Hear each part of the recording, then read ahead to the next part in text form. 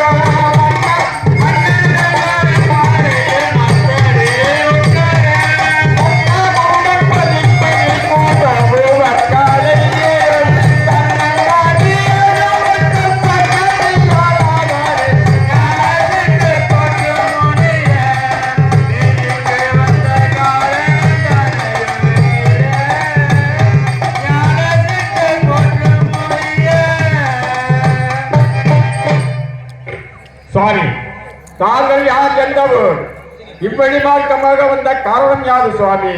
எனக்கு விவரமாக எடுத்துரையுங்கள் சுவாமி. அம்மா, நானா ஒரு சன்னியாசி. காசி முதல் குமரி வரை தீர்த்த யாத்திரைக்கு சென்றிருந்தேன். யாத்திரை புரிந்து தில்லையில் தில்லைநாதனை தரிசித்து மறுமொழியில் வழிதவரை முனைமருத்துவமாய் வந்துவிட்டேன்.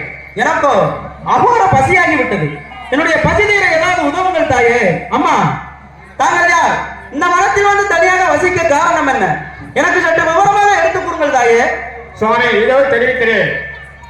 நான் முதலில் நகரத்துக்கு அதிபதியாகிய ஜனகரனின் தவ புதவி. என் பெயர் ஜானகி. என்னை மாலையிட்டவர் அயோத்தியாவுக்கு அரசரான தசரத சக்கரவர்த்தியின் மூத்த குமாரராகிய ராமச்சந்திரமூர்த்தி என்னை மாலையிட்டவர். ஆகவே தந்தை சொல்படி 14 வருடம் நானும் எனது நாயகரும் ஏழையவர் லட்சுமண பெருமாளும் இம்மடத்தில் வந்து பர்ணசாலை அமைத்து இங்கு தங்கியிருக்கும் வேளையில் அதோ ஒரு இடத்தில் மலர் வடிக்க சென்றிருந்தேன். அப்போது அங்கு ஓர் என்மன் அழகான மான் ஒன்று விளையாடி கொண்டிருந்தது. ஆகவே பிரபு, இந்த மானை அடியாளுக்கு பிடித்தார்கள் என்று கேட்போம் என்று அங்கிருந்து ஓடி வந்து எனது நாயகன் சுவாமி, அடியாளுக்கு இந்த மானை எப்படியாவது உயிர் போகாமல் பிடித்துத்தார்கள் சுவாமி என்று கேட்டேன். அதற்கு எனது நாயகர் என்ன தெரிவித்தார் தெரியுமா? பெண்ணே, இது மாயத்தோற்றம் உள்ள மான் போல் தோன்றுகிறது. ஆகவே இந்த மான் உனக்கு வேண்டவே வேண்டாம். இந்த மானை வேண்டாம் பெண்ணே அப்படி என்று கூறினார். ஆனால் நான் அதை கேட்கவில்லை. விடாப்படியாக சுவாமி, இந்த மானை அடியாருக்கு எப்படியாவது உயிர் போகாமல் பிடித்துத்தார்கள் என்று நான் பிணங்கினேன். அதை அறிந்த நாயகர் இளையவர் லட்சுமண பெருமாளை அழைத்து, தம்பி லட்சுமணா, நான் மானை பிடிக்க செல்கிறேன். நான் ஒருவரை பர்ணசாலைக்கும் தேவிக்கும் காவலாக இருப்பாய் என்று உழைத்துவிட்டு மானை தேடி சென்று விட்டார். ஆகவே எனது நாயகரும் இங்கில்லை.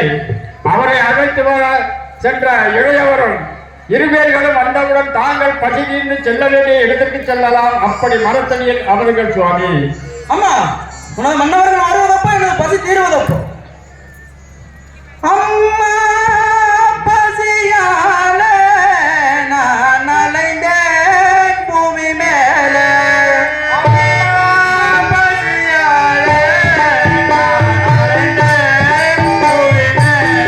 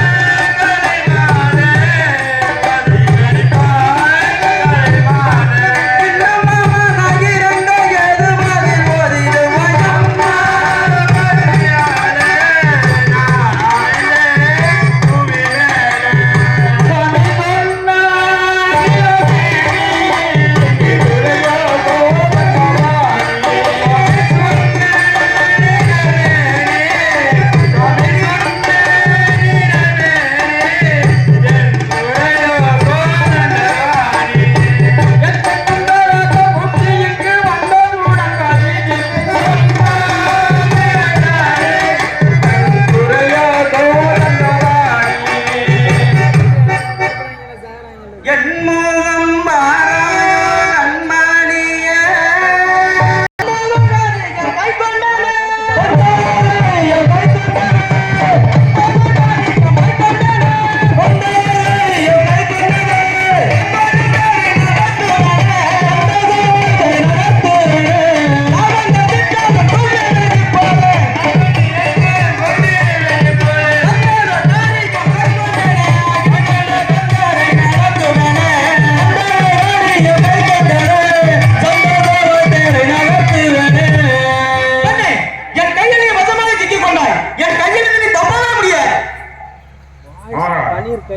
நான் உண்மையான சன்னியாசி என்றோ சிற்சில விஷயங்களை உண்மையான விஷயங்களை தெரிவித்து விட்டேன். ஆகவே ஆனால் என்னை